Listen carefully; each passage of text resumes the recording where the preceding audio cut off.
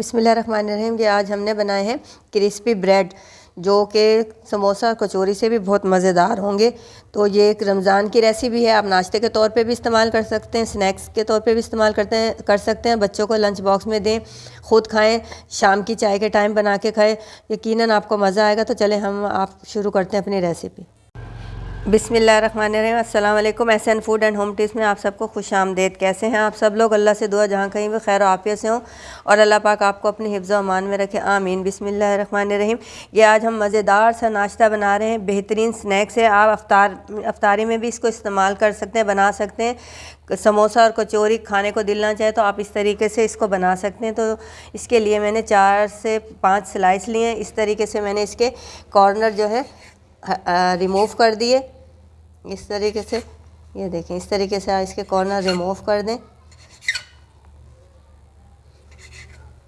और फिर मैं इसको इस तरीके से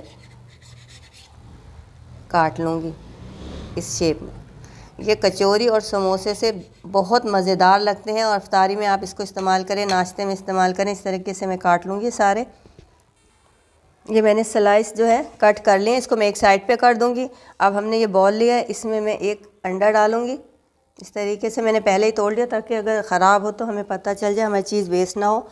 इसमें ये हरी मिर्च है मैंने एक ली, वो डाल दूँगी। ये मेरे पास 2 टेबल स्पून बेसन है, ये मैं इसमें शामिल कर दूँगी। ये मेरे पास लहसुन है, एक मैंने इसे चॉप कर लिया था, ये शामिल कर दूँगी।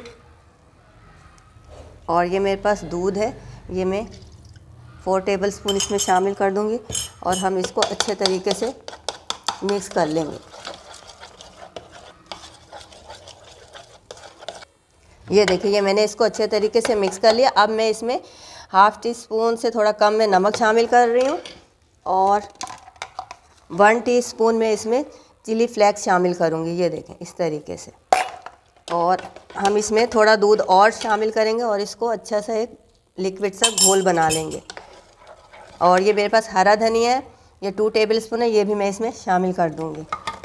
ये देखें, ये हमारा एक बेहतरीन सा घोल बन गया अंडे, बेसन और हरे धनिया प्याज के साथ। ये देखें, ये इस तरीके से बना लिया।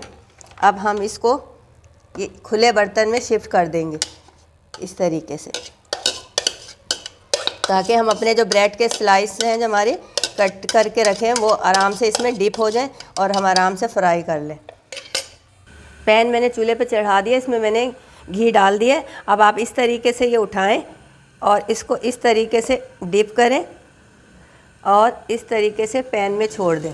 ये देखें, ये अफ्तारी में आप बनाएंगे तो यकीनन बहुत पसंद आएंगे सबको और बहुत मज़ेदार है। समोसा कचौरी खा खा के तो सब तंग आ जाते हैं। तो कुछ इस तरीके का बनाएं ताकि आपको मज़ा आए खाने में। बच्चे भी बहुत शौक़ से खाएंगे, घर वालों को भी बहुत पसंद आएगा।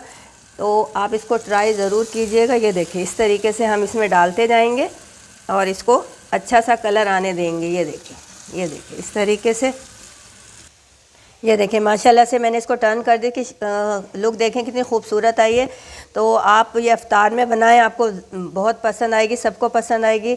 और ये रमज़ान की रेसिपी है, आप आम तौर पे भी बना के खा सकते हैं। अगर आपको मेरी ये रेसिपी पसंद आई हो तो मेरे चैनल को लाइक कीजिए, शेयर कीजिए, सब्सक्राइब कीजिए। शुक्रिया, अल्लाह हाफिज़।